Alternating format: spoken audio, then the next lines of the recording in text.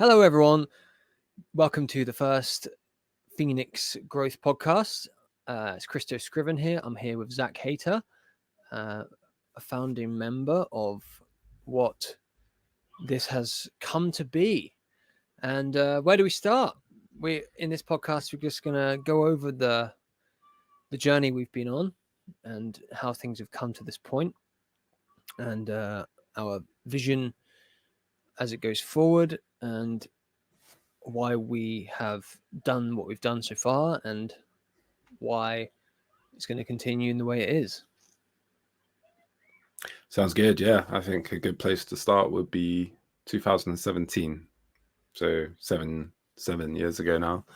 Yeah, so like it was one fateful time.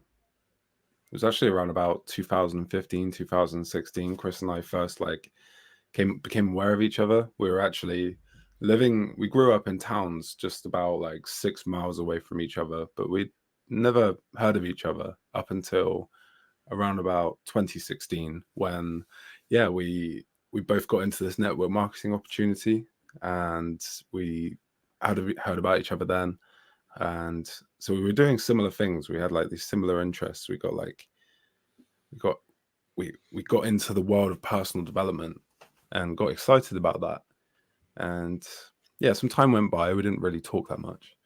But then it came to 2017, and I remember Chris asked me if he would like to, if I wanted to go for a walk with him. And so, yeah, we went for a walk, and he asked me, like, Zach, like, I want to start this community. Like, I want to, because he could see, because at the time I was posting a lot on Facebook. I was like putting out a lot of like, it was kind of like positive, personal growth oriented, spiritual like content. And he saw that, and he was like, yeah, like we need to connect, and it would be good to start a community. And so I was like, yeah, I was all for that, because in my mind, like starting a community and building something at this time in humanity's evolution is a really important thing to do. We need it now more than ever for so many different reasons. And so that then planted a seed in 2017, and time went on. We didn't really talk much. Nothing really happened. I was doing my own thing. Chris was doing his thing. And yeah, well, there's in the end of 2017, I went and spent just under a year in Portugal until 2018. And what happened after that?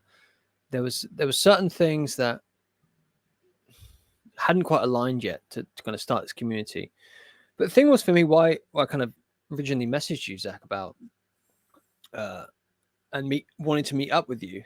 I mean, I saw us on paths that were aligning. We had similar interests. We were passionate about certain things, and I wanted to connect with you more. And that part of that was because I was kind of going through this, like what some people now have called the lonely chapter, where you get into personal growth and personal development, and you start to develop yourself and change your habits, but also change the influences and the people around you. And I moved away from what was a lot of toxic relationships or friendships that were based around toxic behaviors or detrimental behaviors. And I was kind of in this point where I didn't really have any friends that were in this new world that I was entering into of trying to be the best person I can and develop myself into the best person I can, and improve my habits, self-improvement, right? And I was interested in in the spiritual growth and in entrepreneurship, as Zach said, that we were both in a network marketing company together, and I was looking for a community of positive, like-minded people, and I'd started going to church. I was curious about spirituality, and then curious about religion. So I started going to church, and I met some really nice people at church and made some good friends, but I didn't see myself as a dogmatic Christian. I wanted to be able to explore my spiritual ideas about Eastern philosophy or different religions around the world, or more New Age stuff, or more just mindfulness or non-dualistic stuff. So I didn't feel like I completely fit in the Christian community.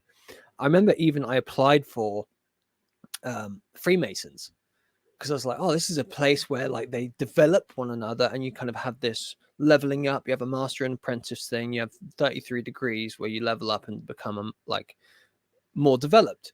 And I had a guy come over to my house and interview me for the Freemasons, and he seemed pretty happy. We got on quite well. But then I watched a few documentaries and I got a bit spooked. I was like, no, I don't really. It's not for me. It's too much behind closed doors. They don't let women in. You're not allowed to tell people about what's going on. It's like, why all the secrecy? I don't really like that. I want to just to be open and not have this compartmentalized part of my life. Why would I want to do that? I want to build a life. I don't want to build like this separate thing.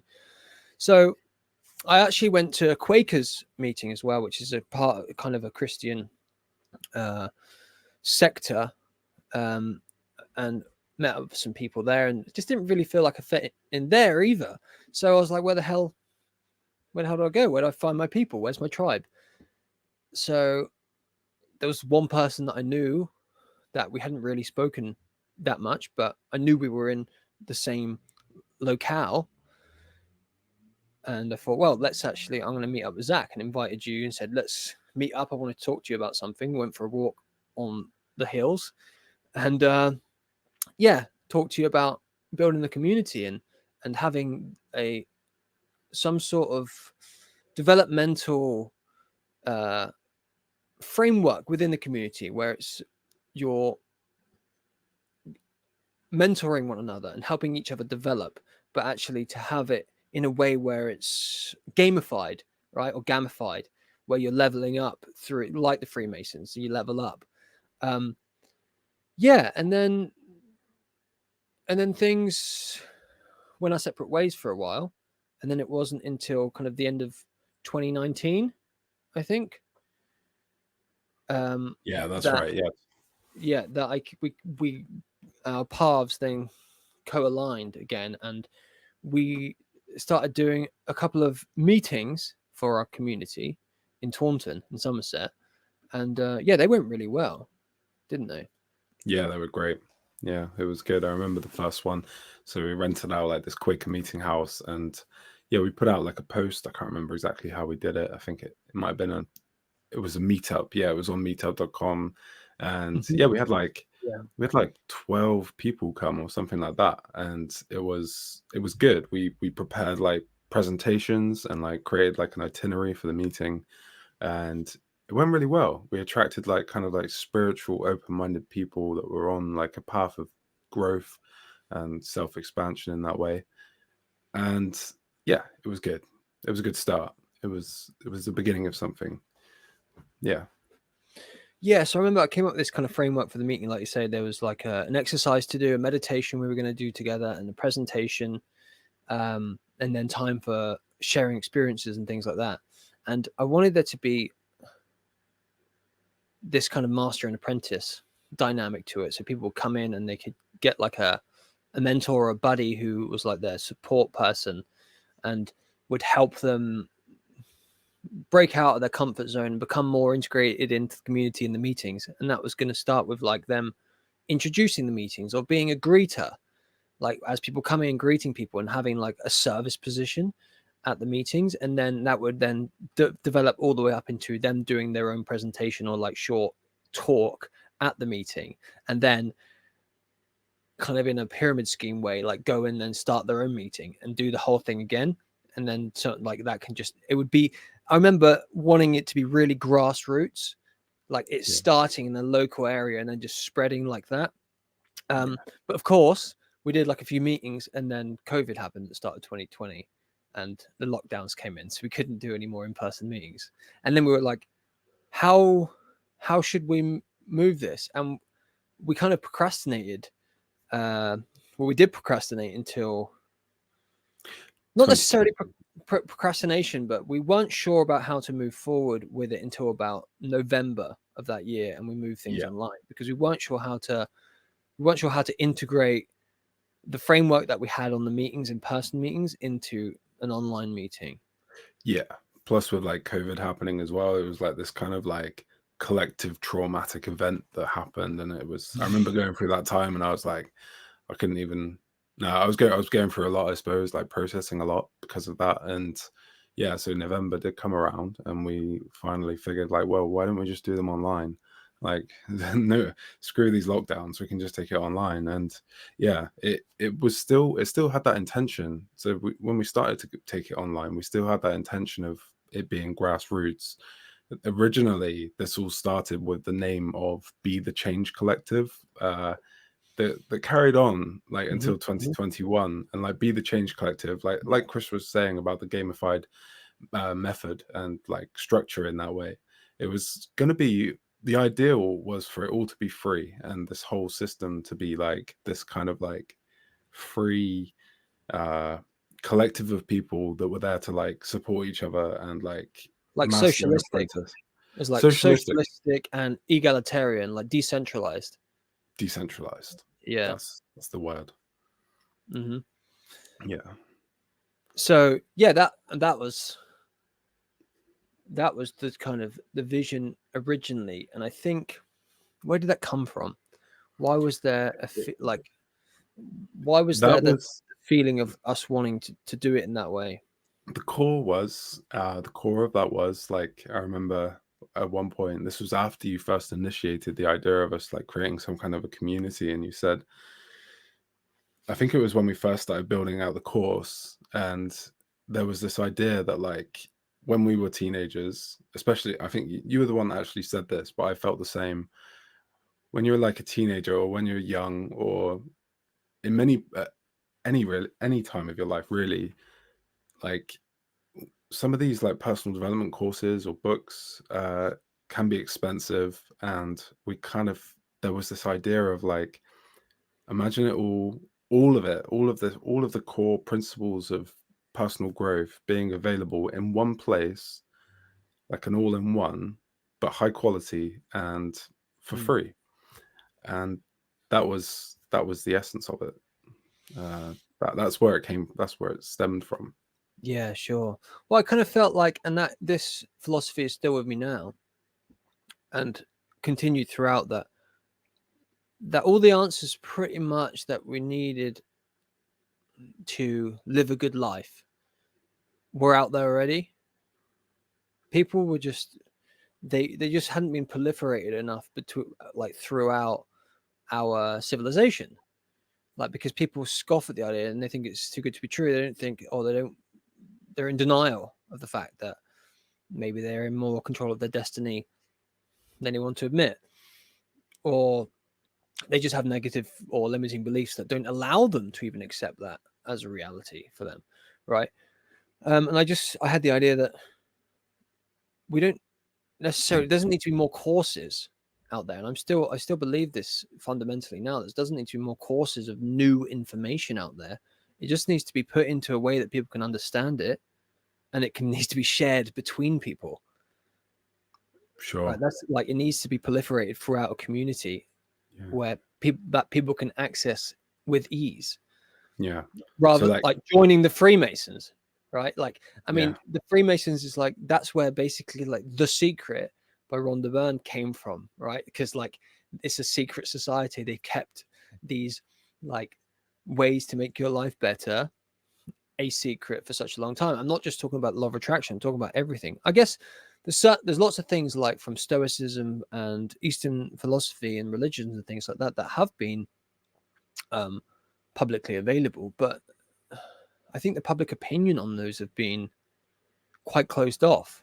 We've been and most people live a very superficial way of perceiving their lives in the world, and they don't think that those things really implement the ideas in those places really implement into their lives. And I think historically people have seen all those things very dogmatically. Like, it's only more recently, say with the New Age stuff, which I'm not 100% on board with that stuff anyway, that you can think, no, do you know what? It doesn't have to be black and white. It's not like you completely believe that Christ is the Messiah and the Son of God and nothing else. It's like you can believe that.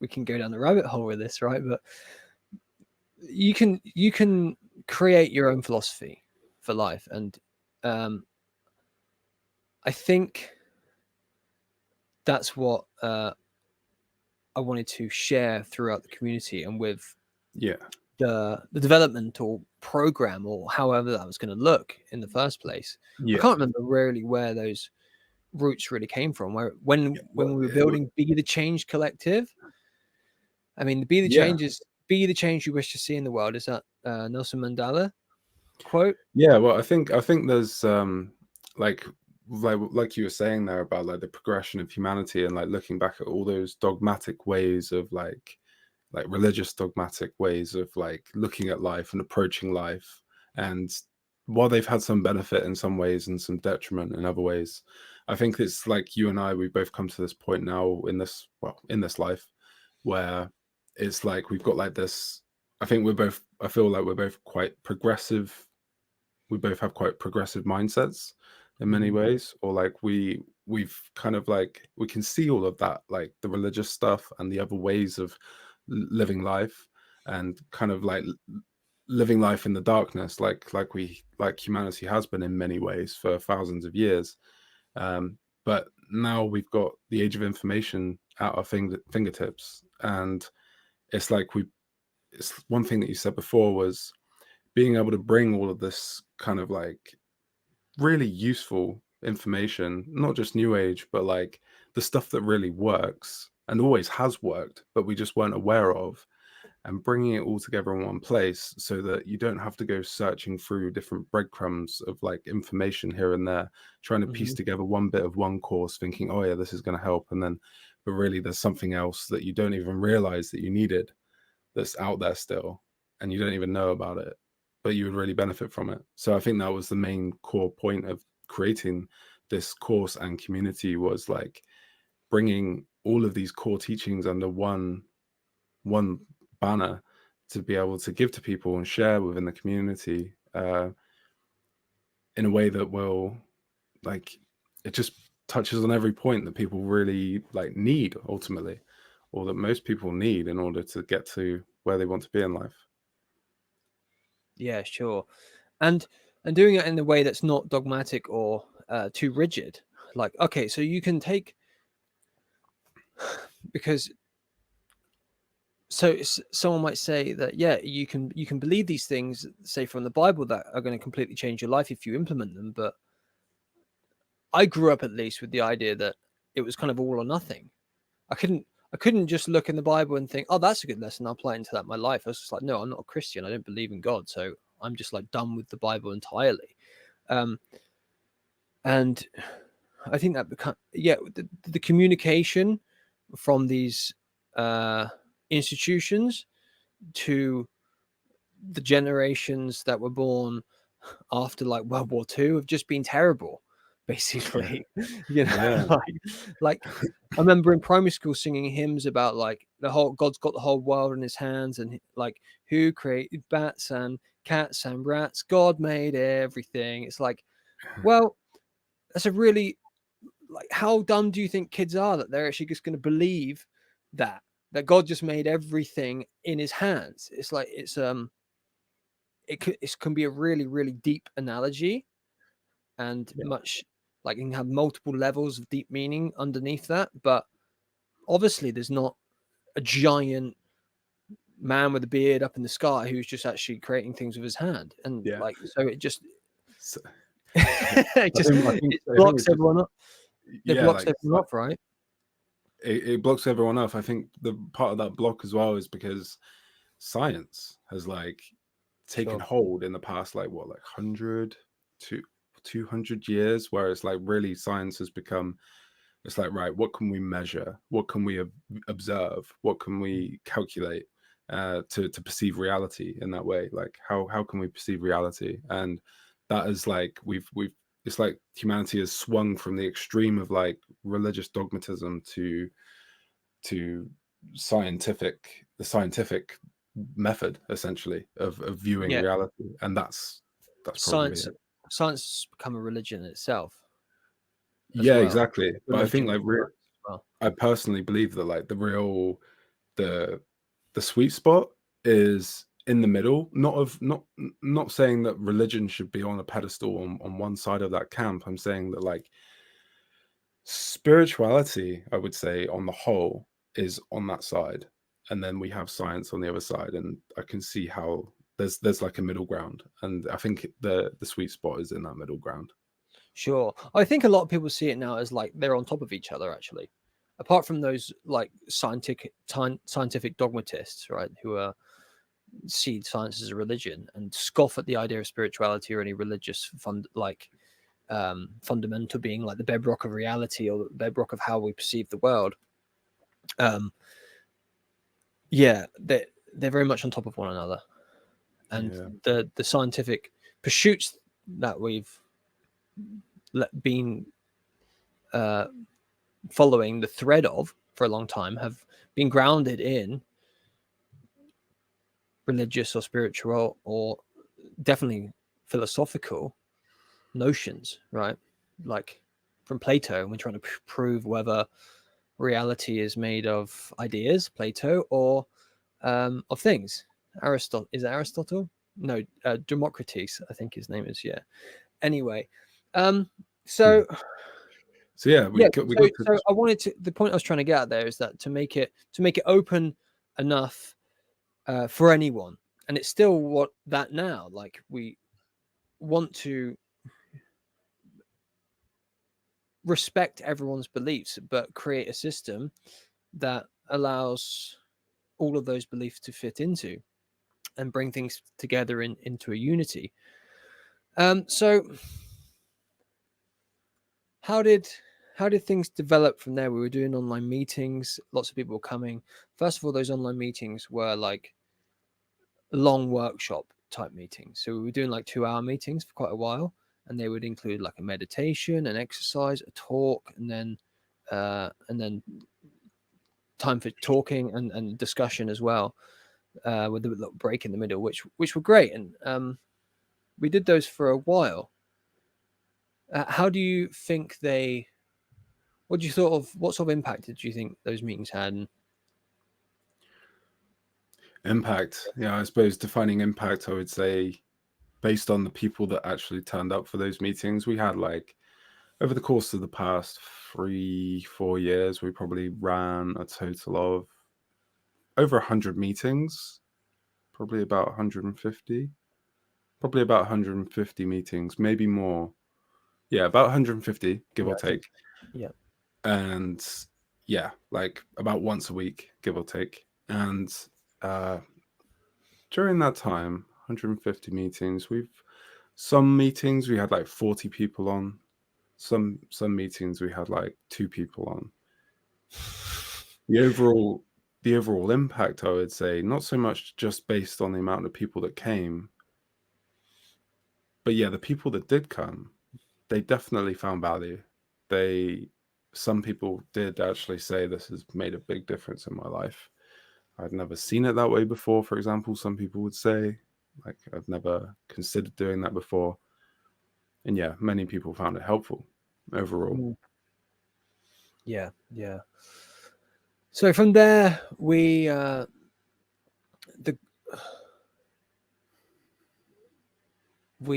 both going for our own developmental growth. Still things were happening a lot in our own lives, and I spent some time in and out of the rooms of 12 steps to try and nail down some habitual issues I was having, and found a lot of connection there, a lot of inspiration, a lot of methodology as well, and how those fellowships worked was really inspiring to me, and in many ways I found the community there that I was looking for. But 12 steps, so if you know what 12 steps are, they're what Alcoholics Anonymous is based on, but you have a different fellowship that are based on the same principles, the same 12-step program for any a number of detrimental issues that you might have that are linked to addiction in some way, but you can go to 12 steps for dysfunctional families, for overeating or undereating, or bad relationships, codependency, all sorts of things like that, right? And they work for a fucking lot of people, which is incredible because it shows that there's a set of principles that you can apply to pretty much any issue you're having, and they work. But at the same time, those fellowships had really good systems in place to allow to give people the tools and the practical exercises and things to do to help them actually overcome their issues. And I got really inspired there, and there was lots of ideas, and wanted to bring that into our community. And the issue was that I felt like that fellowship, those fellowships or community, weren't what I was looking for, is because they were only focused on very specific issues. So like one would be focused on relationships, one's focused on alcohol, one's focused on cocaine, one's focused on dysfunctional families or trauma. And I wanted, and still I'm looking to, and now creating, a community that's based around people that want to live a fucking really good life and incorporate all those elements into their connections with other people. So it's not just based around one issue they're having, it's based around everything that they're experiencing in their life, from finances to relationships. It's all about personal growth, and it's being holistic, right? And you can include wellness and health and whatever you want into that. Yeah. So from there,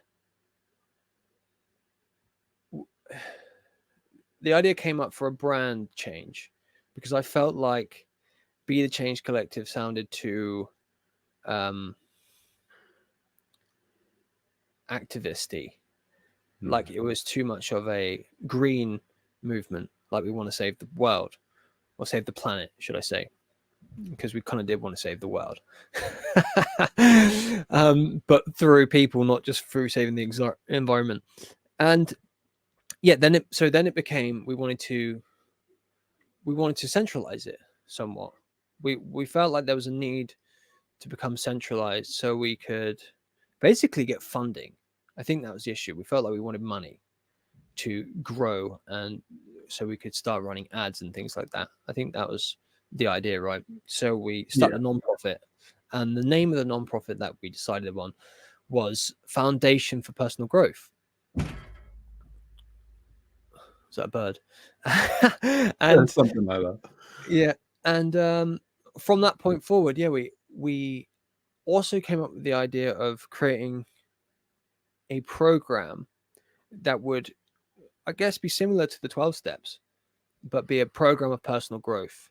And what we kind of built upon before, but that would also use a kind of a mentorship or sponsorship model, where you could come into the community and you'd get sponsored through the program, and that would happen for free. So I could sponsor someone, and then once they got to a certain point, when someone new comes in, they can sponsor them, and then so on and so on and so on. So it's still this grassroots movement, and the idea was that someone in the future could even take all the lessons or the program that they've learned and turn it into their own thing. And then through them doing that, it could become this much more decentralized thing, and it would still have that grassroots element, but it would have a central kind of power, because you kind of need that to be able to direct things in the beginning through funding and things like that. But I think we were both just quite busy. Yeah, we were both busy trying to find the time to implement like ad strategies and things like that. And we were also thinking that we didn't want to take a salary. We wanted to do this as an altruistic endeavor. Yeah. So trying to make a living on in our main thing, and just doing this because kind of a side project to build it to the level that we felt like it could become, was really a kind of an impossibility. Yeah, Yeah. that was it. That was the idea at the time, and in many ways, uh, initially the idea of that was it was, I don't want to say pure, but it was like it was doing it with the intention of doing it for the enjoyment of it, and not so much to make a profit. Mm-mm. But we realized that, yeah, like Chris was saying, going down that route, like it felt like, for me at least, it was like doing it as a non-profit. There was very little incentive. Like I was going through a period during the past 3 years where I didn't really have, I wasn't making like a ton of money by any means. I traveled a lot.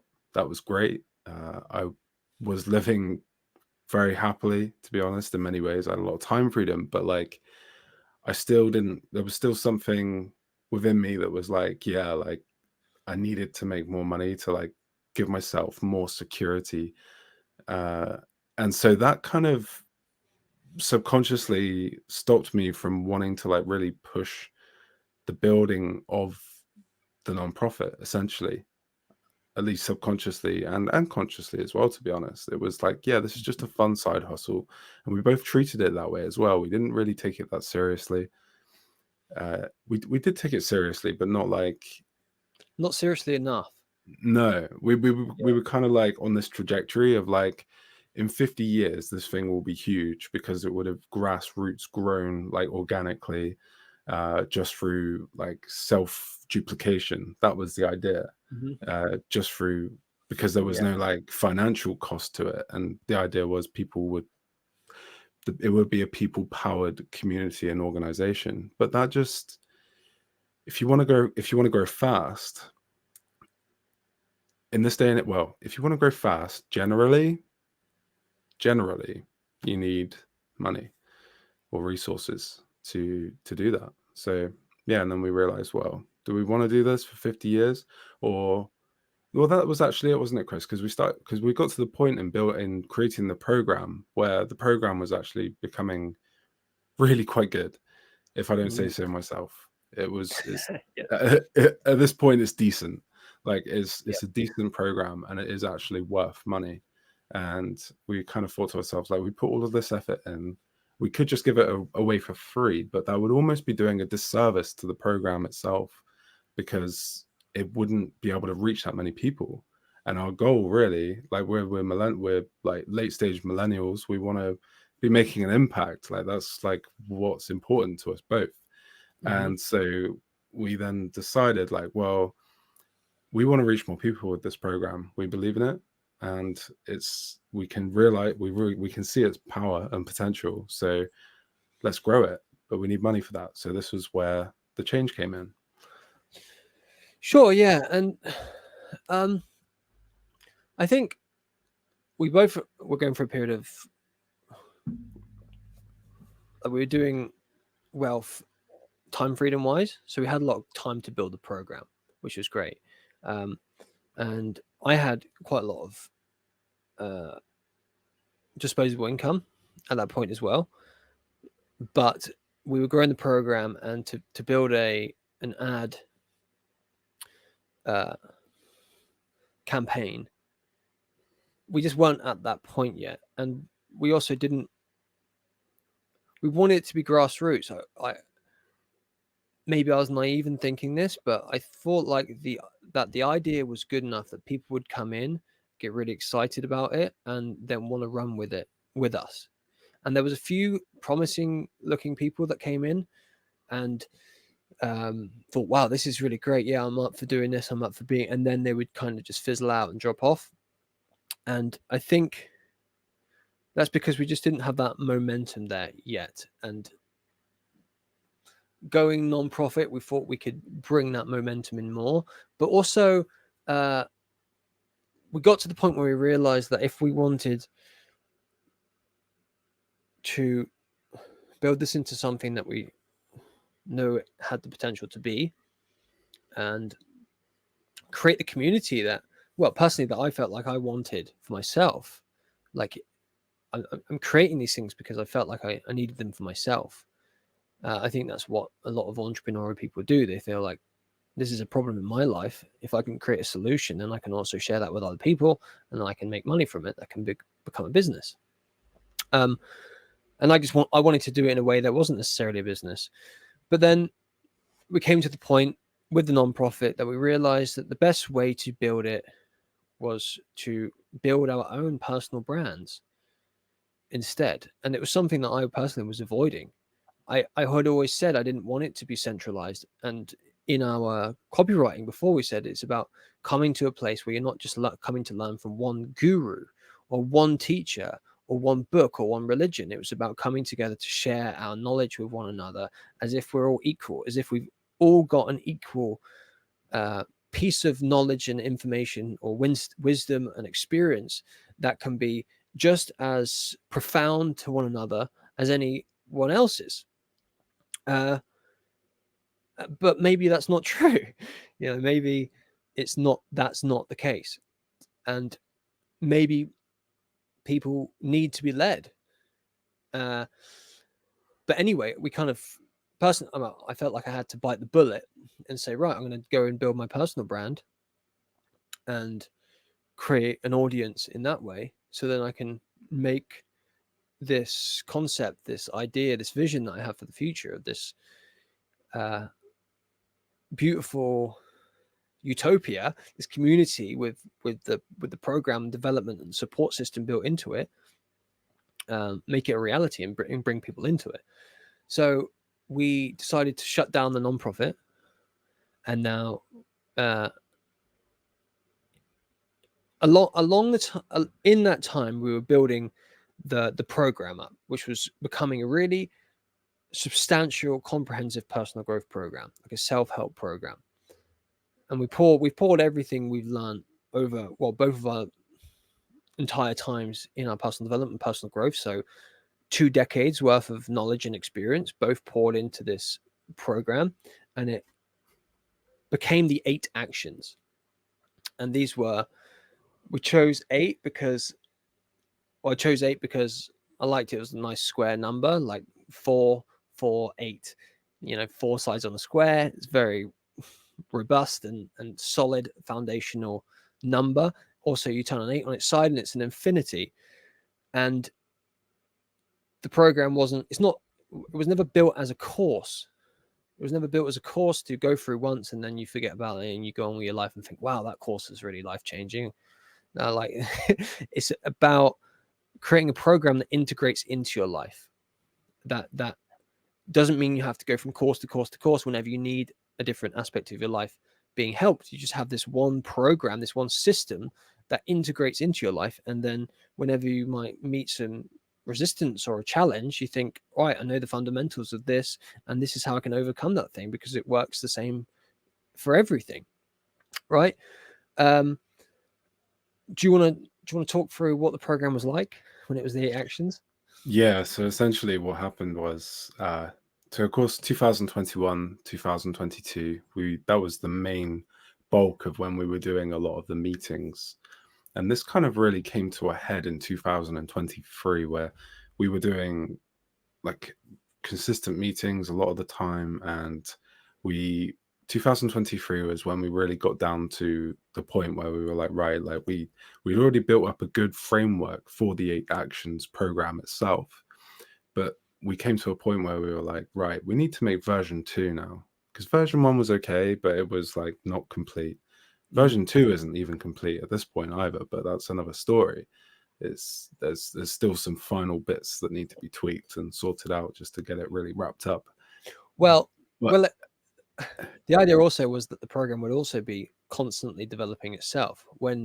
If any new information arrived or new practices, exercises, scientific research came out, right, that we could integrate that into the program. So that would be on a constant state of development itself. So it's never really finished, I guess. Yeah. So 2023 came about, and we decided, like, right, like we had an opportunity in 2023 to get the program like done, essentially. And at the same time, because of all the meetings we've been doing, we built up quite a strong community. like essentially through Meetup and through our WhatsApp community as well. And so we put the message out there, like, who would like to go through a group coaching program with the 8 actions, and Chris and myself as the leaders of it. And yeah, we had a good response from it. And yeah, several, like a number of people went through the cohort, and it was good. It was good. The pace of the program, given the amount of information and workbooks that there are within the program, we perhaps went at a bit too fast a pace that people could keep up with. And we were giving it away for free as well. So like the people weren't perhaps that emotionally invested because they hadn't paid for it as well. So there's that aspect. But overall, like, there was some people did actually complete the whole program in the time frame, and they loved it, and we got good feedback. And yeah, so like the program had come to this really strong state of robustness by the end of 2023. And yeah, so we're almost up to date at this point. So that was 8 actions. And yeah, Chris, if you want to take it. Yeah, so the actions, and then, well, when we were looking at becoming a for-profit, basically, like taking what we've built so far and bringing it,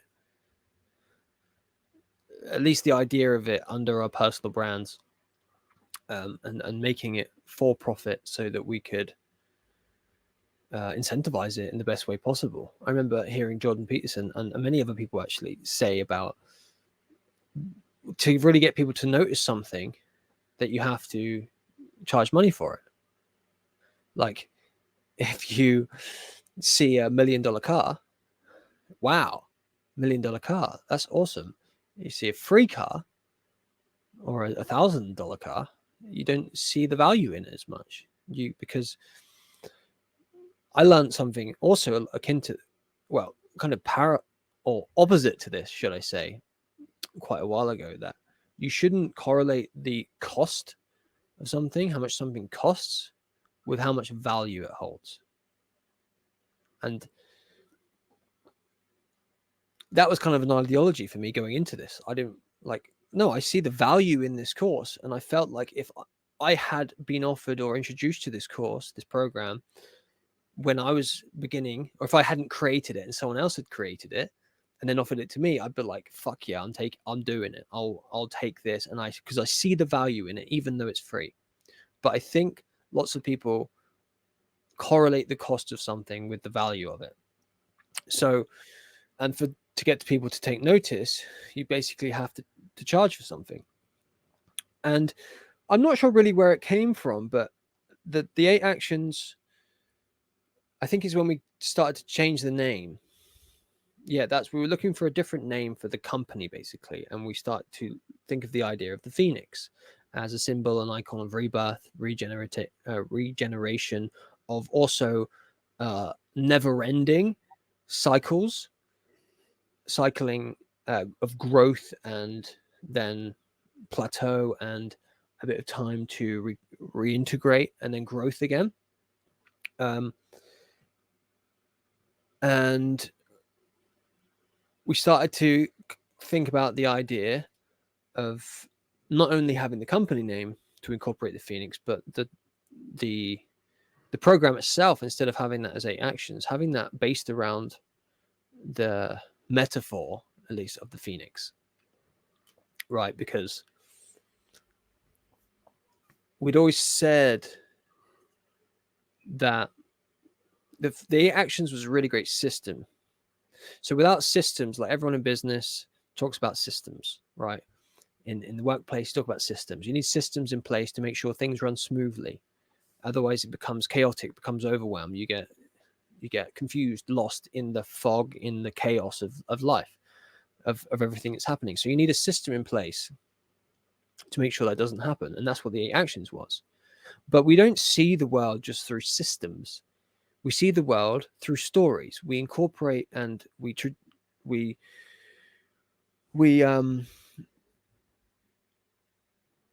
find our place in the world through stories. We find out where we are, where we've been, where we're going through narrative. And we thought, wow, if we could map the system that we built over this metaphor, or the analogy or story of the phoenix and its life cycle, or its cycle of going through a rebirth, through burning away of the old and incorporating the new and being reborn into new life, then that would make a really compelling idea. And go on. What was perfect about this as well was that even version 1 of the program that we first started creating in like 2021, 2022, it actually translates perfectly or overlays perfectly onto the phoenix metaphor as well. The phoenix narrative of like you're a fledgling and you grow, and then you essentially die and wither, and then a ball of flames erupts, and then you emerge from the ashes again, renewed and rejuvenated, to start the whole cycle again. And that's exactly what the 8 actions, which is now the Phoenix 90, represents, because there were 8 steps or 8 actions, or now 8 stages, where that when you actually get to know the program, you'll actually see what I mean. It's hard to explain, but you start off with a vision, and then there's a sequence of aligned steps that take you through the progression of essentially the Phoenix.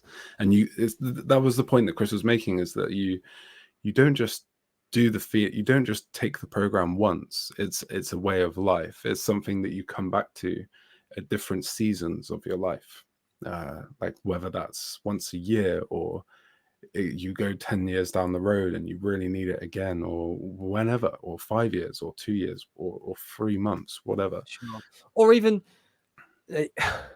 there's even there not really being a break from it, because once you learn this, once you learn the framework and you understand the story, like once you deeply understand the story that underlies the program, then you can live, you can just integrate it into your mindset and philosophy for the world, your worldview. And it'll make, once you realize that everything happens in this cycle of growth and then death and then rebirth, and growth and then death and rebirth, that you'll be able to live a much more peaceful and calm existence. And also but also capitalize on those springs and summers, right? Jim Rohn used to talk about that like everything comes after that. But what comes after day? Night. What happens when the tide goes out? Comes back in. What happens after summer? It's autumn, it's fall, and then it's winter, and then you have spring and summer again. And understanding that you don't have to fight against the flow anymore. There's going to be times where you're going to feel like you've plateaued, like you're not making as much growth, like you feel overwhelmed, like you feel lost, like you feel a bit down, like something needs to change. And you'll understand that now as a normal part of this process. You won't be fighting against the current, which is what so many of us do, right? When we're down or we're feeling lost, we're like, I need to sort this out. But it's often when you can just let go and accept that you allow the change to actually take place, because you're not fighting against the current anymore. And the other reason that this works so well is that kind of all of growth, or every decision you make is a sacrifice. So if I didn't choose to record this podcast with you today, Zach, and I wanted to go to the cinema instead, then I would sacrifice the potential future rewards of having this podcast online and being able to connect with people that might be watching it, right? But I have to sacrifice going to the cinema and the joy and the comfortability and the escape that I would experience at the cinema. I love going to the cinema, but I'm not there today because I've decided to sacrifice that for this. So every single tiny little choice you make is a sacrifice. And the idea of the phoenix, of the rebirth, of the reincarnation or the resurrection is proliferated throughout pretty much every ancient civilization and every myth and every religion. And take Jesus Christ, for example. So he's sacrificed on the cross to then be resurrected 3 days later as a higher state of consciousness. But he had to sacrifice his lower state of consciousness first. So he had to let go of something to become something more. And that's what sacrifice means, is to let go of something of a lower nature to adopt or to become something of a higher nature in the future. And that's what every choice is. And you're either making the right sacrifices in life, you're making the right choices, or you're making the wrong sacrifices, and you're sacrificing the wrong things. It also kind of, in an abstract way, it also embeds the Phoenix's cycle, also kind of embeds into the hero's journey in an abstract way. Yes. No, it totally does. Yeah. So there's multiple levels of meaning to this, and it maps beautifully over the system that we've already built. So we can talk a bit about the program. We'll go into that in a sec, but really how I think it'd be good to explain now we've got to this point what things are going to look like for Phoenix. So the company itself is going to be called Phoenix Growth. It's going to be about personal development, personal growth, spiritual growth, self-improvement, emotional healing, and giving people the tools they need to function in the best possible way they can, and also motivating them, inspiring them to aim at the highest good in life, to try and conceive of whatever the highest good they can conceive of, and then aim at that thing, and then allowing them to do that through a supportive community and a system that helps them to actually get to that level. And within that is going to be, so you have Phoenix Growth, the company, you're going to have a Phoenix Growth community, which is going to be an online community that is going to be started very soon. And hopefully in the future, we'll be able to do in-person events. If we can connect enough people in certain localities and get people together, that'd be great to be able to meet in person. And then there's going to be the program. And then there's going to be this podcast. So those are the elements that are happening. The podcast is going to be me primarily as the host, and I'm going to be getting guests on. And ideally, I want to talk about people about their own personal transformational journeys and the lessons they've learned along the way, because I think that's where we really learn the most. People always say that you learn the most from your own mistakes. So if we can, and I've always kind of had an add-on to that, which is a joke, where there's only one way better to learn from than from learning from your own mistakes, and that's from learning from other people's mistakes, because you don't have to make the mistake yourself. Exactly. Right? So if we can get people on and hear about their journey of transformation and how they've become the person that they are today, and how they want to how they're planning on becoming a greater person into the future, then I think that's the best way to learn. And also we can hear people's stories, and stories are the language of the subconscious. So that's really going to allow us to break our limiting beliefs and see the world in a more positive light, and believe more in ourselves when we hear the inspiring stories of other people, rather than just a list of facts. Yeah, we can memorize facts, but they don't change our belief systems. Absolutely. Yeah, not as much anyway. So, well, they do for some. Yeah. In some ways, how your brain works, right? But most people, it's like commonly understood these days that like people remember stories more than they remember like cold hard facts. It's like it's just human nature. Yeah. You don't remember what people say or what you write; they remember how you make them feel. Yeah, and facts are pretty dry, but stories, yeah, you don't get to cinema and just watch like an endless list of facts. Yeah, exactly. Stories are much more emotionally charged a lot of the time. So if it's a good story, if it's a good story, it's a fundamental story, and it really speaks to the heartstrings, which these old ancient stories do. That's why we still remember them, right? They were told for generations and like for millennia before we even learned how to write. There was an oral tradition where they passed down these stories, and this is how we learned the things. They served as guideposts and warnings, right? Like, this is how you should live, and beware about this other way, this other route. If you go down there, then you're going to die. That's basically what's going to happen. You're either going to die in spirit or you're going to die physically. So the program as it is right now has now become 9. So it's gone from 9 to 8. And I remember when we were building the 8 actions, you always said about how 9 is the number of completion, but it was okay because the 8 actions are never really complete. Yeah. Yeah. And then it was like the 8 was the infinity as well. And the idea of, even today, the idea is you continually do it. So it's like an 8, it's a continual infinite cycle. So, but yeah, I think even the 9, like, it doesn't really matter too much about what the numerological representations of the numbers are. Like, I think 9 is good. I think so long as the program delivers value consistently across all of its stages, no matter how many numbers there are, and effectively, then I'm happy for it. I think the next progression from 9 stages would probably, 10 or 12, really, if we want to look at like a nice number. 12, a dozen is always a good, strong kind of universal, like, 12 is harmonic. good. So yeah.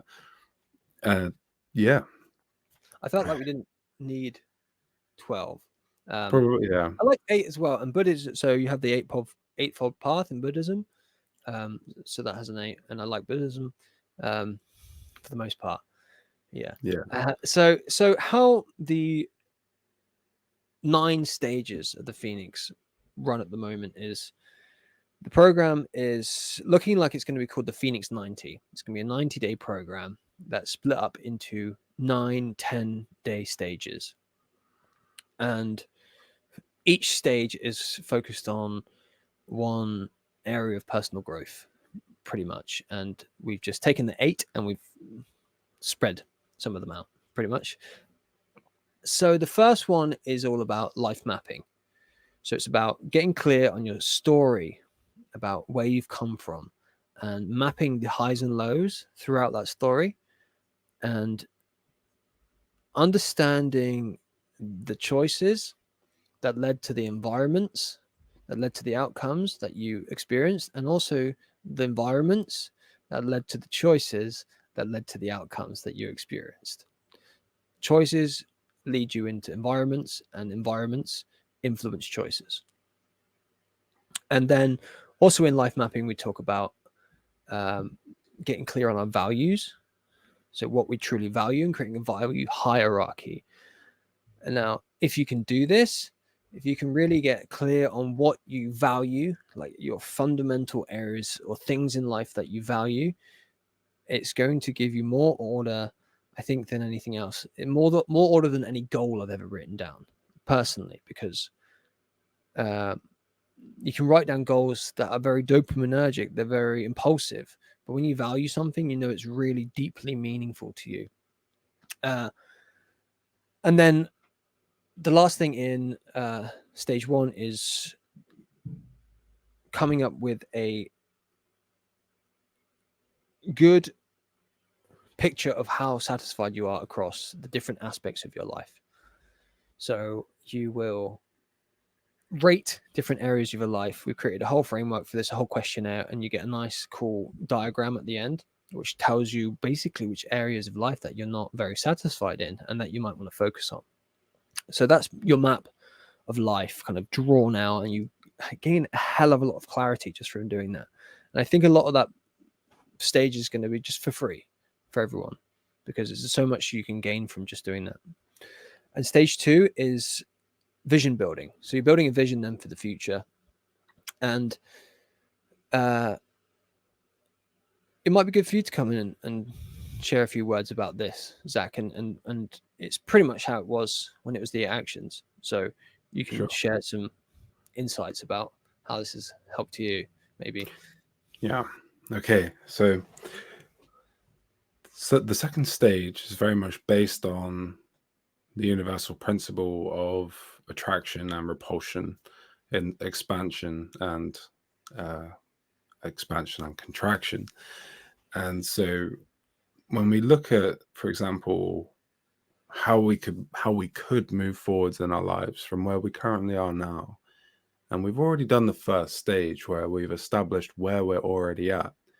Well, in personal growth, so much of, at least in today's culture and throughout the world, and throughout the majority of cultures, and for the main reasons why so many people get into personal development, is because we want to do better or feel better or be better at some point in a becoming state than we already are, and as we already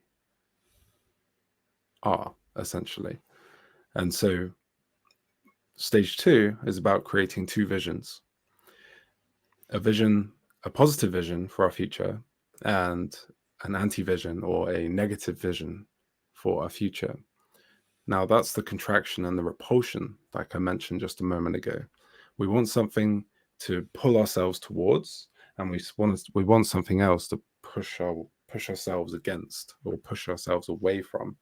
So we want a really compelling, strong vision that we feel, really, that would be great if my life was like that. I want to go towards that.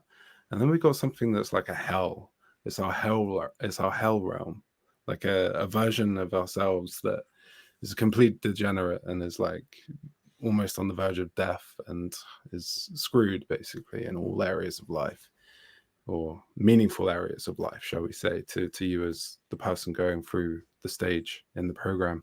And so we've got these polar opposite visions, and that will create, the idea of that is to create like an emotional charge within us, an emotional charge that will give us a strong why and will enhance the why that we already established in stage 1. And it can also help us find our purpose in many ways as well, because we may even many people that have done this stage have come out of it saying, wow, I didn't even know that about myself. I didn't even realize that I could have wanted that, or I could have not wanted that. And they've surprised themselves just by doing this. So Sure. Yeah, we have a good exercise in stage 2 that helps people to really open their mind and consider what they do want, and figure out what would be most exciting and meaningful for them, which is great, because so many people can think, oh, I just don't really know what I want. So there's a great exercise in there that helps people to open their mind in that way, and a really great explanation of the positive, the vision and the anti-vision. And that emotional charge you were talking about, it comes from, so we have two fundamental motivational systems biologically in our body. We have incentive and reward, which incentivizes us to move forward to get something that we find rewarding. So if we're hungry, we feel motivated to go and find some food to eat. We also have the fear system. So that's fight, flight, freeze, fawn. Yeah. and That one more as well. Yeah, there's one more. Yeah. So there's that system. And quite often what can happen to a lot of people is they have a really positive, and they have lots of dreams for the future, right? So they have a positive vision for the future. They might not have a well-defined positive vision for the future, and it may not be fundamentally based in their most important values, which is the path that we lead you through this program. But the problem is that they're associating their incentive and reward system with that future vision, the positive vision, but they're also associating their fear with that vision. So they're stuck, they're paralyzed basically, because they want to move towards something and they are scared of moving towards something. It's like if you had a big area, and in one corner in a small container there was a rodent like a mouse or a rat, and out here in the middle of the room you had some food, and the rat was hungry and it wanted to get the food, but there might be a cat in the room, and maybe there is a cat in the room. It's up on the table.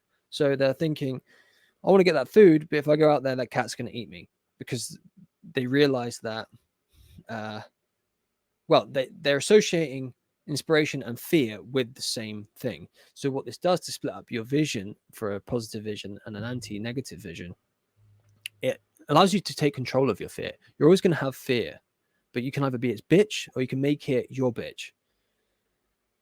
And by creating an anti-vision in this way, you basically you're taking that cat out of that room and you're putting it like behind you in a different room that might have another tunnel to it.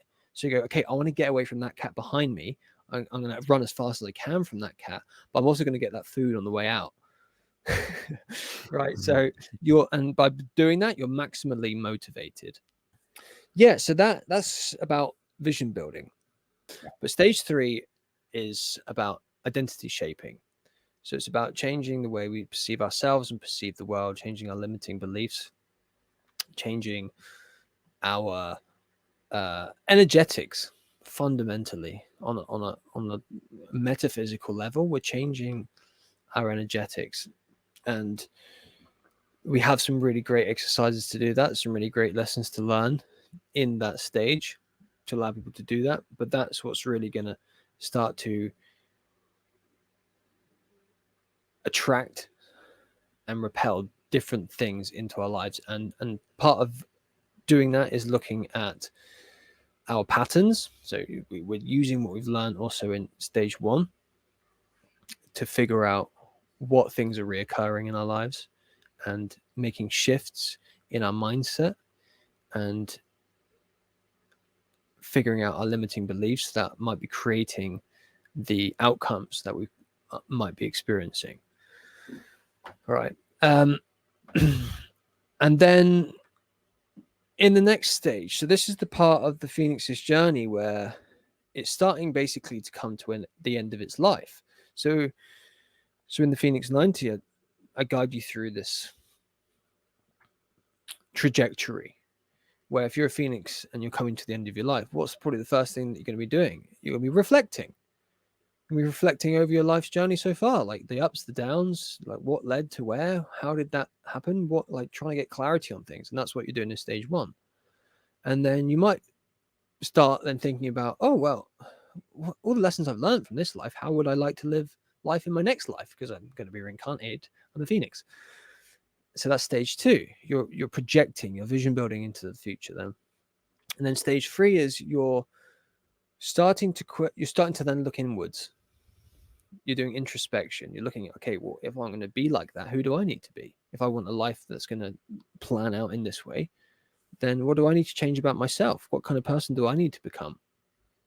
And then stage 4 is about mindfulness and spirituality. And at that part, that's where the Phoenix is body and its personality. You can see this as a metaphor. Its body starts to be engulfed in fire, basically. So its body's disintegrating. And the thing that continues throughout the whole transformation is the Phoenix's true self. It's the spirit of the Phoenix. And a spiritual culmination point. Well, a spirit, yeah, I'm trying to get at like a spiritual, it's not an awakening, becoming spiritual enlightened basically is you realizing that, to take Rumi's words, that you are not a drop in the ocean, you are the entire ocean in a drop. So you realize that there's no me, there's no them, nothing separate, there's no non-duality, right? So you're losing your sense of personhood. And that's why that stage is called personal transcendence, because you're transcending above just you as a person. You're transcending above your physical body. And it works so well akin to this idea of the Phoenix, right? Who's transcending their physical form and their personality. But the self continues. And that stage is all about stepping back into that true self, your pure state of awareness, where mindfulness arises from. So in that stage, there's lots of exercises for meditation and mindfulness and surrender. Prayer is involved there too. And lessons about letting go and stepping back from the ego, the monkey mind. Yes, some deep, And like, go ahead. yeah. So essentially, at the core of that stage is the some almost taking on the stance of the Hermetic principles and getting into the awareness of universal laws and universal principles that govern all matter and Hmm. life throughout the universe, and Sure. just beginning to really understand and embody those principles in a way that can help you enlighten yourself to the next stage of your being. Sure. Yeah. Yeah, and that, I mean, that is part of it. That's part of that stage, and the previous stage is about learning new things. It's about opening your world to new philosophies and ways to see the world, right? And But then we go on. very much so that stage of personal transcendence is what I come to understand that a lot of spiritual growth is. It's not about learning new things, it's about unlearning what you think you already know, like your presuppositions about the world, about who you think you are. And you can step back and become no one. And if anyone who's watching or listening to this has ever meditated consistently for long enough periods of time, they might understand that they've been in that state where they feel like they've just fallen into the flow of all that is. And they are no longer just them. They are connected fundamentally to everything. And there's no disconnection. So that's what that stage is about. Is then and that's you stepping foot into the underworld. If you think about the hero's journey or ancient Egyptian mythology, you're going into the underworld and you're Into going into the dragon's lair, right? Yeah. And but guess what? There's dragons down there, and it can be scary. But also, there's treasure down there. So if you go down there and confront the dragon, then you can come back with the treasure.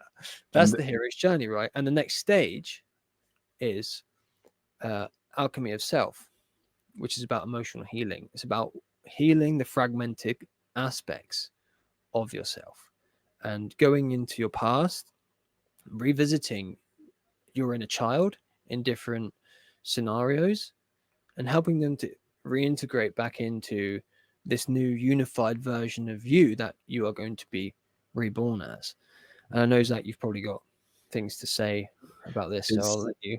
I love how you led it you went ascending down into the bottom part of the hero's journey, where you go into the dragon's lair and you have to face that dragon. You have to face those dragons, and those dragons represent those wounds that you've been holding on to throughout your entire life from childhood, essentially. And you could even go beyond childhood. You could even go into past lives, but let's keep it a bit more tangible. And so you have to confront these dragons in their lair.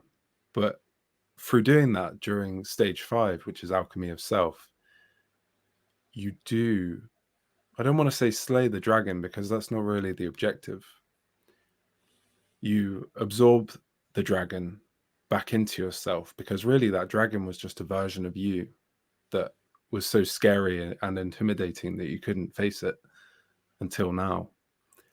But the reward was the massive mountain of gold and treasure that the dragon was sitting upon.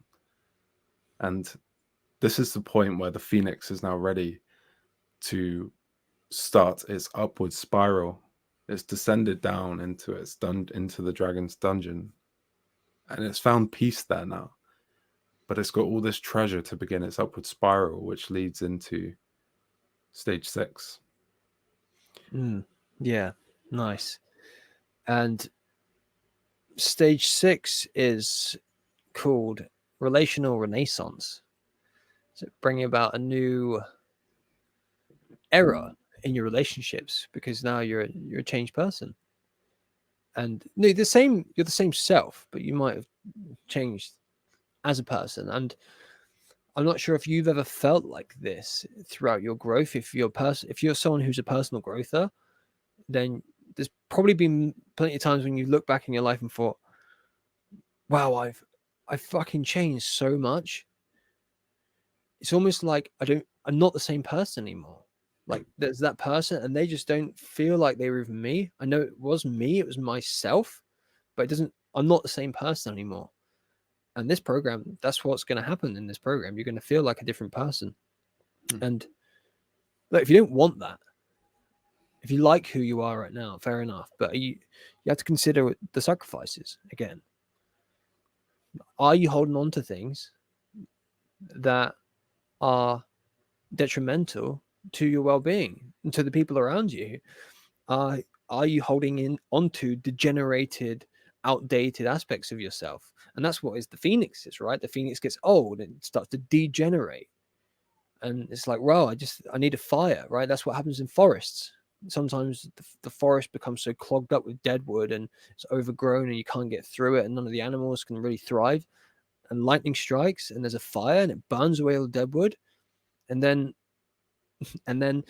in some forests in the world, there's certain plants that only germinate after there's a fire, after there's a forest fire. It catalyzes their growth. So it's a natural occurrence. It's not something you need to hold off and stave off forever. It's something that needs to happen. There needs to be a fire to burn away the old, the degenerated aspects of yourself. So stepping into stage 6, which is relational renaissance, is you're going to start getting honest with people. You're going to really start speaking truly from your heart, and you're going to start genuinely listening to other people, and you're going to break through the superficial connections that you have with people. And some people that you have superficial connections with, you might not really feel like you want to stay connected with those people. And some people that you're connected with that are toxic for you, or that have little boundaries, that are using you or abusing you, or maybe even people that you're using and you are abusing, you can start to change those relationships up, and you can start to bring about a new time in your life where your relationships can be better than you ever think they could be. And then a part of that as well is, of course, integrating into the community of the Phoenix Growth and surrounding yourself with people that inspire and encourage you to stay on course, encourage you to do better than you already are, but also inspire you because they're doing the same thing. You can look at them and think, wow, shit, look where they've come from. Look what they've achieved. Look who they've become. Look at the life they've created for themselves and their loved ones. I could do that as well. And then that person will say, yeah, fucking hell, you could. Get on with it. From a genuinely loving point, I think another important part there as well is in stage 6, relational renaissance, is you're also integrating and utilizing all of the new state of being that you have, that you've cultivated through stages 1, 2, 3, and 4, and 5 up until this point. Because at this point, given some time, you'll be a different person, and your relationships will be different because your fundamental being will be different on multiple different levels, and how you interact and relate with others will change, and more than likely in a good way. So yeah, that's very likely. So it's also using everything you've done up until stage 5 as well to create relationships that are fulfilling and harmonious for the most part. Yeah, well, you've like you said before, this is when you're starting to rebuild that new life. Now you've come to the end of the life. You did your reflecting, you did your projecting, you did your introspection, you did your dissolution into your true self, and then you culminated those fragmented aspects of yourself and brought yourself into now a unified force. And now you're going to come back and think, well, here's my relationships. Let's make these as good as they possibly can be. And then through doing that and having that support of those people that you now have around you and have cut out the shit, detoxed your relationships, just like you need to detox your body. You move into stage 7, which is habitual alignment, which might be a stage that you need to detox your body in. So there's nothing that implicitly includes health, like physical wellness or fitness within the program. Or But I think nutrition. or nutrition, but I think it comes under habitual alignment the most, because really those things are habits. What the food you eat, the water you drink, the drinks you drink, the exercise you do comes under habits. And a lot of other things comes under habits, of course, as well. But now you're at the point where you have a lot of clarity. You've broken probably many limiting beliefs. There may still be a few lying around that you need to encounter on the continued journey, because sometimes things have to come up in front of you. You need to get triggered in some way. You need to try and change something in your external world to realize that there's still something blocking you internally. So that's when you can loop back around and go back through the previous stages, or just use the tools that you've and the exercises and practices that you've learned there. But stage 7 is about creating new habits that will bring you toward the life that you want and deserve, and ending new habits that are devastating or destructive to your well-being, your peace of mind, your success, your happiness, your relationships, all of those things, right? And we've created great systems for people to be able to do that, to be able to figure out the bad things, how bad they are, how much they're ruining your life, and then actually changing them and creating systems, or created micro programs for people to be able to do that. And yeah, habits are what take you to where you want to go, right? But if you've ever really tried to truly change your habits without doing a lot of other work first, you might have struggled. So that's why habits come here at stage 7 after all this other work we've done, because it's going to make it so much more easy, much more seamless for you to step into and embody the life that you want, and where you want to treat yourself and treat others. Yeah.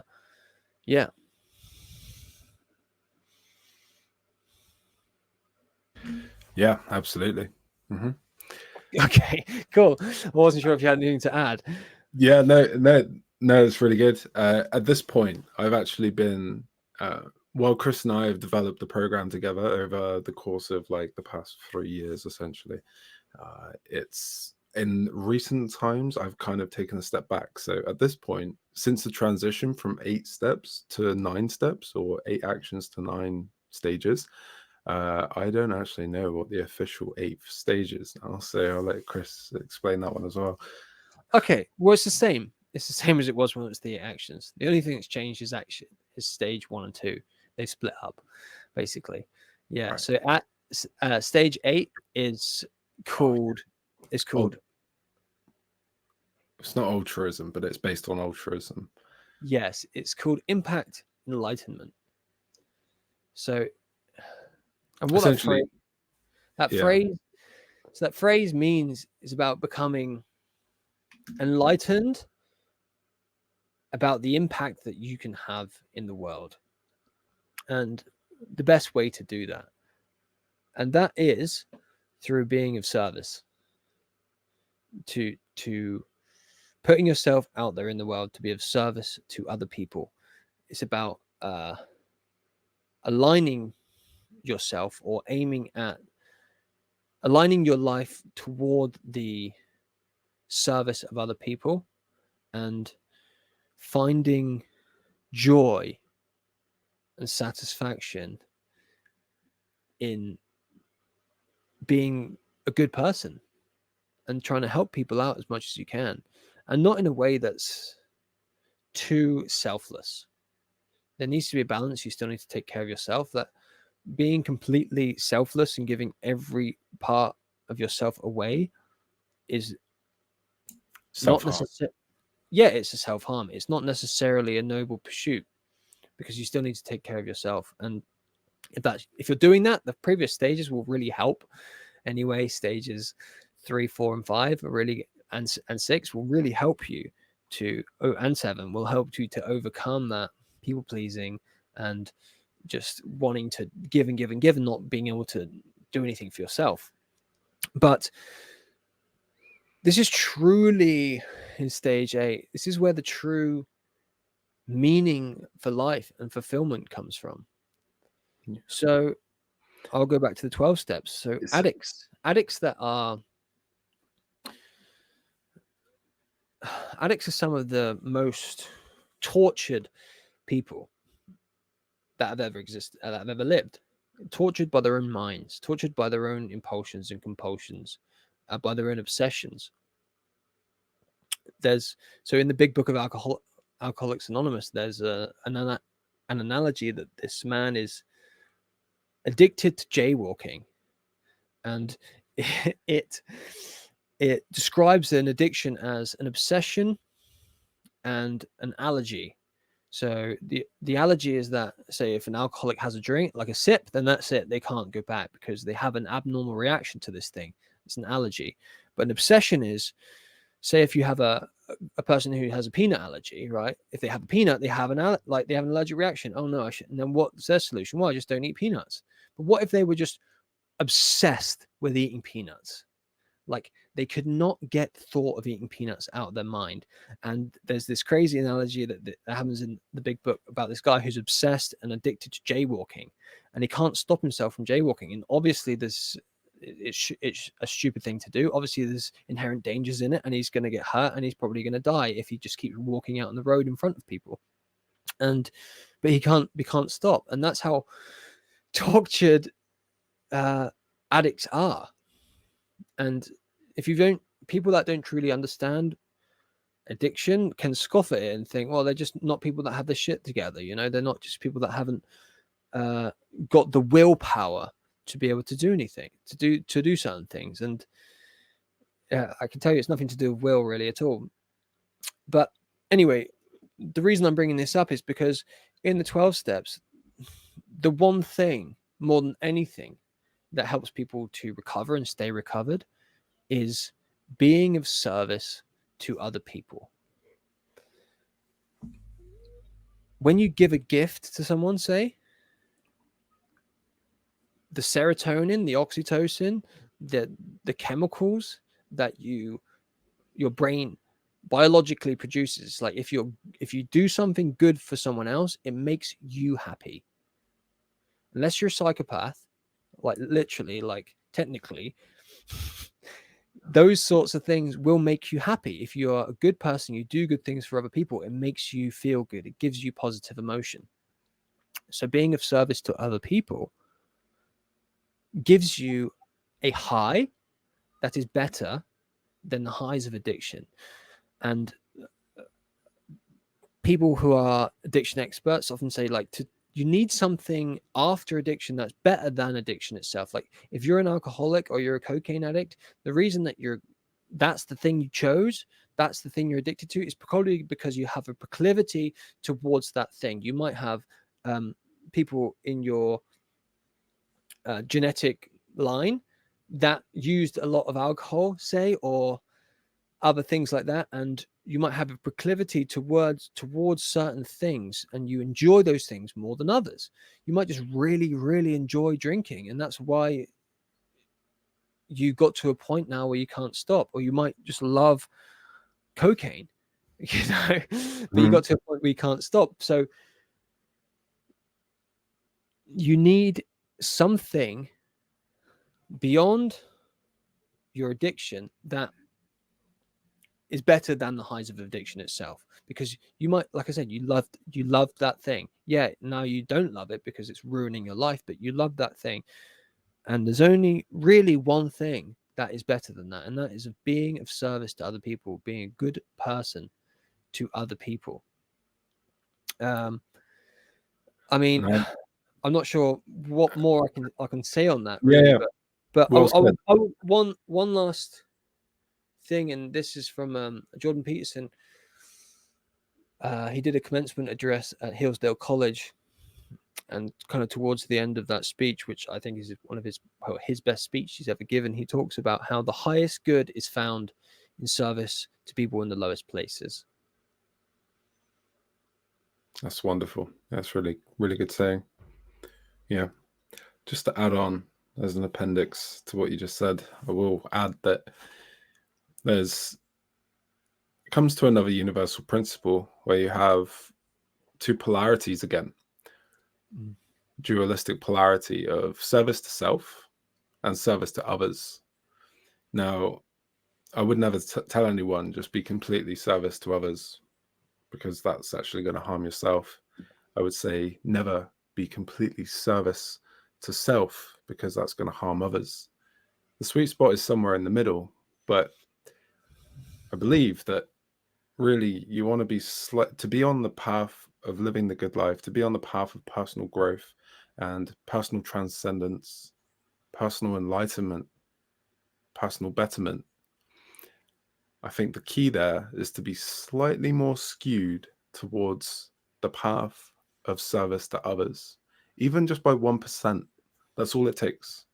That's all it takes to skew and to create enough momentum and enough strength of polarity in order to live a better life, for all of the reasons that Chris has just stated. So yeah, abiding by that universal principle, you can either skew towards the psychopath lane, which is service to self, in overance, where you are excessively greedy, excessively selfish, or you At the can expense of others.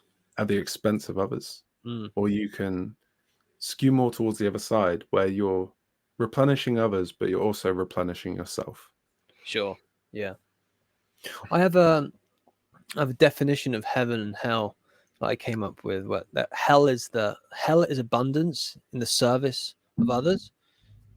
Wait, did I say that wrong? Heaven is heaven is abundance in the service to others, and hell is abundance in the service to self. Yes, that's a great way of framing abundance, because you can have an abundance of anything. Yeah, like you can be abundantly wealthy, you can have abundance of money or whatever, but if you're greedy, if you're selfish with it, then you're only going to create hell. Yeah, You know, if can have you're an abundance. at the expense of others. Yeah, so if you're creating abundance at the expense of others, then that's not going to lead anywhere good. But if you're creating abundance in the service to others, then that's going to lead to a better world for everyone. Yeah. Awesome. Yeah, so that's why that's in there. I think it's such a fundamental part of the whole process. And if you were a phoenix, right, living your new life, you think, right, I got a new chance to live a great life, and I've integrated all these broken aspects and this trauma and these fragmented parts of myself, and I've created these really great relationships to support me now, and I'm working on my own habits and the things that are going to excel me towards greatness and towards excellence in life in every way. It doesn't have to be this thing where like you're at this, like, you're not like a highly tuned racehorse. You don't have to be like that level of excellence. It's about living a life just well lived, a well-rounded life. Wiser and stronger. Sure. And then the next thing is, well, what am I going to do? And it's about having an impact, but it's about becoming enlightened about the impact that you can have. And there's a lot of philosophy that goes into that, but I think it is the highest good that you can aim at. And that's why it's called impact enlightenment, because sometimes it's hard to perceive why it's good to do that. You know, it's hard to think, okay, I'm going to be of service to other people rather than just being selfish and wanting things to myself. And that's, you have to become enlightened about that. So moving on to the last stage is stage 9, and that is functional ascension. So this is really a practical, pragmatic stage. You want to just be able to function well, pragmatically in your life, and to continue ascending through the stages or the levels of whatever level of life you want to attain, whatever level of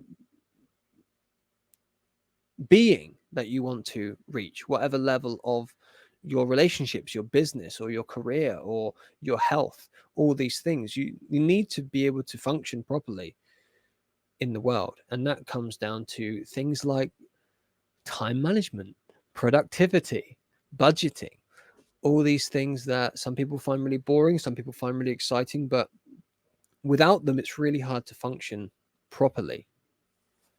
And these are the things that people complain that we don't get taught in school. I could complain about this, everything we've talked about here, that none of it gets taught in school, right? But like, you don't get taught how to do your taxes, or how to, like, how a mortgage works and things like that. People said, oh, we just get taught to go and get a job, which, yeah, it's terrible. But these are the things that we need to learn so we can function optimally in the world, and then to ascend higher and higher and higher using all the principles that we've already learned. And I know you love this stuff, Zach.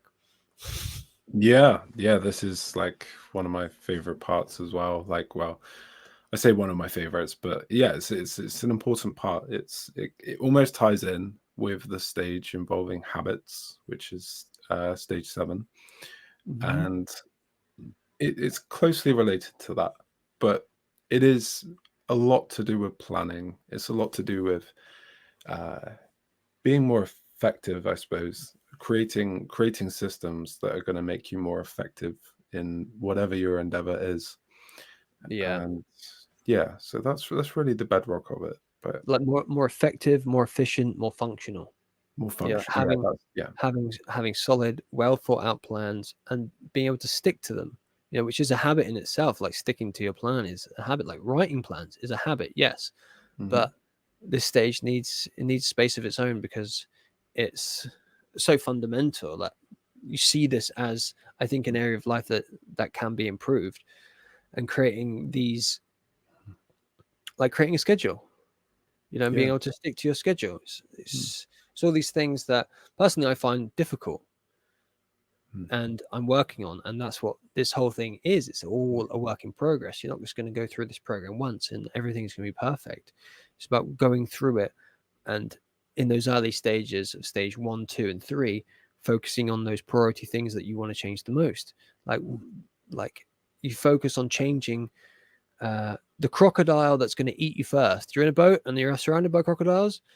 They're all coming up to eat you. You have to focus and deal with the one that's closest to you. It's going to kill you first, and then you can continue the process. And that's what growth is, and that's why it's cyclical in nature. It's like the phoenix. It's a period of growth, and then you cycle around, and you have a period of growth again, because each like period of growth is you actually hopefully conquering one of those crocodiles. It's about confronting your demons, right? And that's what like the dragon in the lair, like you go into your unconscious, and down there's a dragon. Really, that's your own demons. Yeah, definitely. You take those demons and you integrate them, but demons are fucking scary. You know, hard to go down there, and it takes courage. And if you've it takes courage. It takes courage to live a life like this. It's against the norm. It's against the normality that surrounds us. But I think the society that surrounds us is going in the wrong direction in many ways, and lots of people are sick, physically sick, mentally sick, and tired. There's more. Of the systems, and also deeply wounded. Yeah, like emotionally wounded in many in many cases. So there's lots and lots of reasons to do this, and I think it's a great program, a system that we've made. And again, it's something that I felt like I needed myself, learning from all these different strategies and lessons and different philosophies and practices and exercises. I thought, wow, this is really confusing. It's chaotic as hell. Like all these different things to try and juggle around all the time, and without a clear roadmap of how they all come together.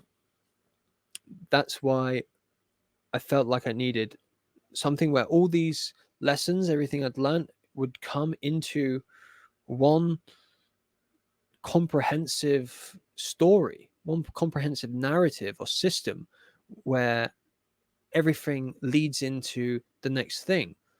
So not constantly overwhelmed or jumping from one course to the next thinking, what's the next piece of information I need? There is going to be different pieces of information that you need going ahead when it comes to specific things, but this is going to be the foundational program that and system that you can build your life upon and then change and grow into whoever you want to be. Yeah. You don't have to keep chasing the breadcrumbs anymore. Why should anyone have to chase the breadcrumbs when you can get it all in one place? Sure. Yeah. Right, man. Well, let's briefly talk about where we see this going in the next, let's say, long-term vision. 20, long-term vision. 20 years.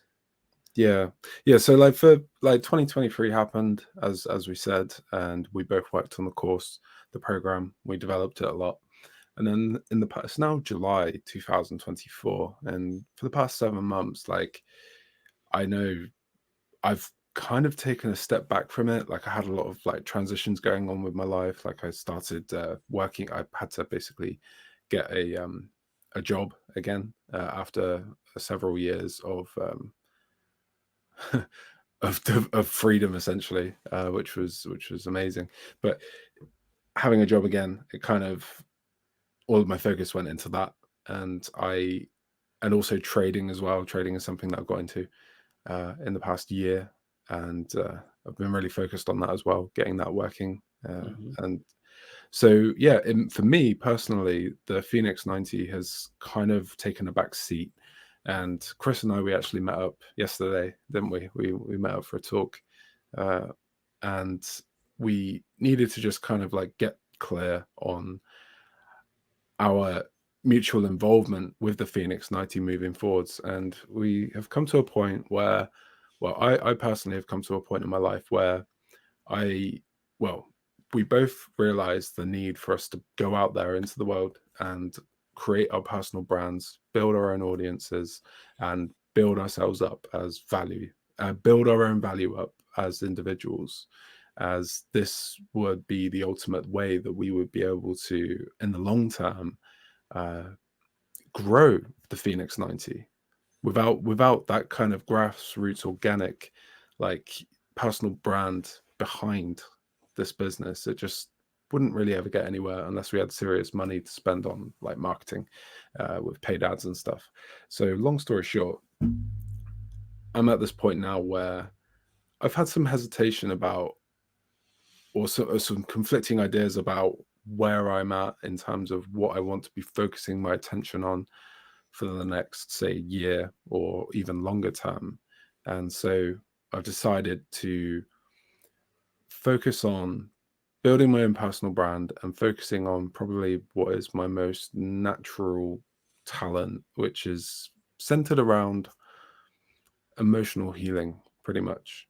And that's really what I want to focus on at the time being. But in the time to come, in maybe a year from now, I may come back and return as a prominent figure once again within the Phoenix 90. So, but I can't say for certain at this time because anything can happen in a year.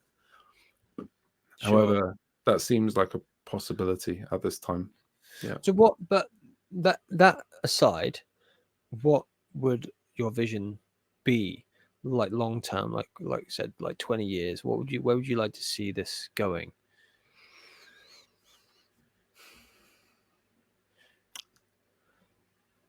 Something that helps a lot of people would be great. I'm not really caring about the money so much with this. It's not that. It's more, we've built a really strong product that can really help people. And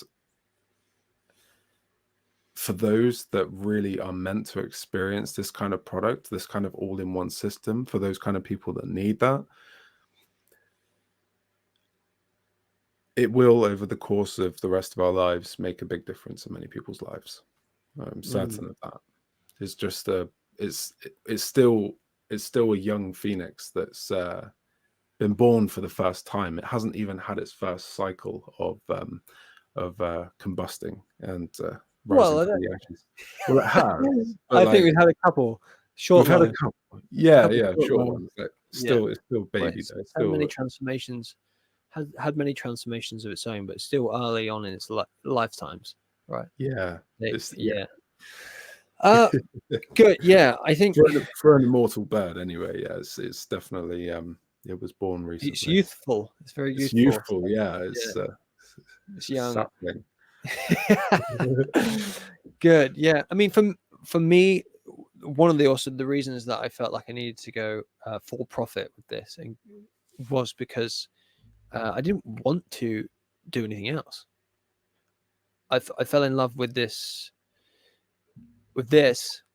more than anything else. That I didn't originally the idea was it would be something that just integrated into our life, like going to church on Sunday does. It's nothing like, yeah, for the like the priest or the pastor, that's their full-time thing, but for everyone else, it's just it's normal. But I thought it could be like that for everyone, where they have their jobs and their life and their entrepreneurial ventures or whatever, and then on the side they have this grassroots movement where you connect with other people and start a community. But um I realized I don't want to do anything. I don't want to have like a main career and then do this on the side. I want to do this all the time because I love it. I love the thought processes that goes into it. I love creating the systems. I love working the systems. I love doing the exercises and the practices. I love connecting with people about their own personal growth, the journey they've been on, the experiences they've had, the lessons they've learned, and doing all that. And I just want to do that all the time. So that's why for me I felt like it needs to become something that I can make a living from at the same time. And as it goes into the future, I see it becoming a thriving community of personal growthers, people that are serious about becoming the best people they can be. And Phoenix growthers. yeah, Phoenix growthers, even that. And when I say the best people they can be, I always, for some reason, I have this picture of like the in the UK we had this army be the best advert, and it was like I felt like it was about like being the best is about being this like elite athlete or something like that. Like you're a highly tuned racehorse, like I previously mentioned, but your best might not be anything akin to that whatsoever. You know, like to just be the best might just be the most balanced, most calm, most peaceful person that you've ever been, and that's your best. And that's Best what version. your optimal self is, the best version of yourself. It's not about being this like elite warrior kind of god figure. It's like it's not about being this alpha and omega person. It's just about succeeding in what you believe success to be Yeah, for you. your own That's what it is. standards, by And what yeah, your own standards are. absolutely, yeah. So yeah, it's going to help people do that, and we're going to. Who knows? Who knows? I think it can be really powerful, and I think it's grounded in really fundamental, truthful ideas. And we've done a hell of a lot of research, and it's based on multifaceted exploration.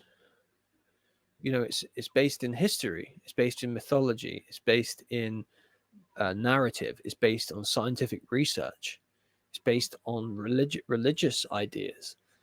It's based on spiritual new age ideas. It's based on personal experience. It's based on so many different facets of the human experience that we both had for ourselves and taken from others as well. Sure. Philosophical standpoints, metaphysical standpoints. Yeah, Like you said, we've taken everything we've learned, yeah, and we've just scientific, like you said as well. brought it into this. And these days, I think you have to be a multidisciplinary, like generalist. It's like, no, I'm just a science dude. I only focus on the scientific research, or I'm just a neuroscientist. scientists. Well, are you really that one-dimensional? Do you not have any other interests whatsoever? Are you not like? Do you not like, say, fiction? You know, do you like watching Lord of the Rings? Are there any fundamental like lessons that you might learn from the narrative that is the Lord of the Rings? Say, you know, Great example, yeah. yeah. So